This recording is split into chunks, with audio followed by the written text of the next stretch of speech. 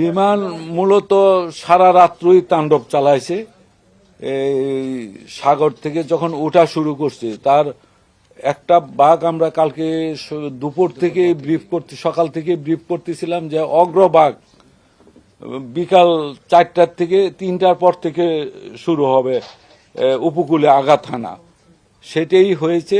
সেই সময় থেকে শুরু করে মধ্যরাতের মধ্যে তার কেন্দ্র উঠে গেছে।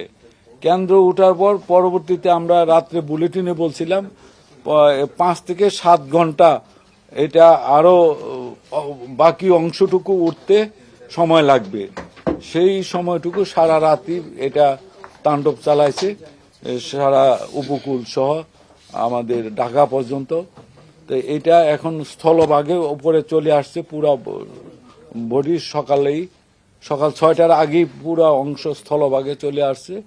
তখন সকালে ছিল এটা সাইক্লোন হিসেবে, এখন এটা আরো দুর্বল হয়ে আপনার স্থল গভীর নিম্নচাপ হয়েছে।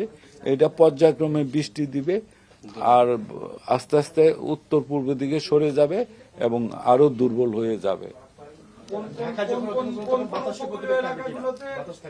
এখনই এটার প্রভাব যশোরে থাকলেও ঢাকার উপরে তার অংশ আছে, কিন্তু কেন্দ্রটা যখন আবার এই দিকে অগ্রসর হবে আর একটু বাড়বে বাতাসের গতি। হয়তো এখন এই 20, 30, 40 এর মধ্যে সীমাবদ্ধ থাকবে।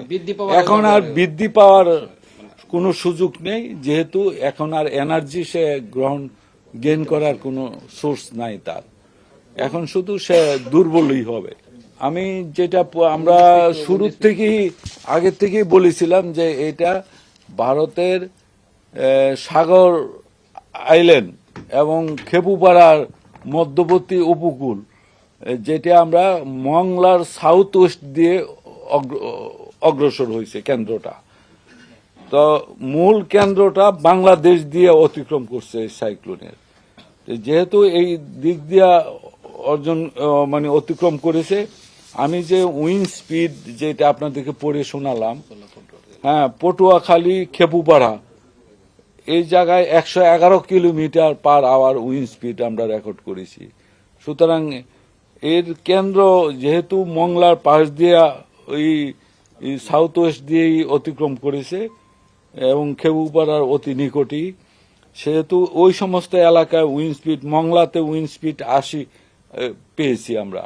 সুতরাং সবচেয়ে কেন্দ্র অতিক্রমের জায়গায় যেখান দিয়ে হয়েছে সেই জায়গাটাই সবচেয়ে বেশি আপনার উইন্ড স্পিড এবং আপনার জলোচ্ছ্বাস বলেন বা উইন্ড ড্রাইভিং সার্চ বলেন, সেইগুলি ওই এলাকায় বেশি হয়েছে।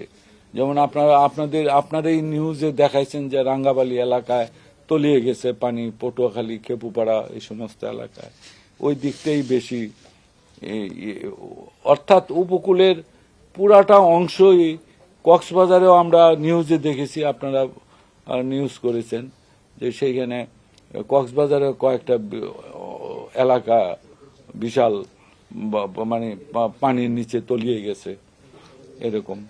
তো উপকূল পুরাটাই থ্রেট হয়েছে। ঘূর্ণিঝড়ের প্রভাব তো আমি ঘূর্ণিঝড় বলি নাই এই মুহূর্তে, স্থল নিম্নচাপ। ঘূর্ণিঝড় শেষ হয়ে এটা এখন স্থল নিম্নচাপে বাংলাদেশের উপরে অবস্থান করছে।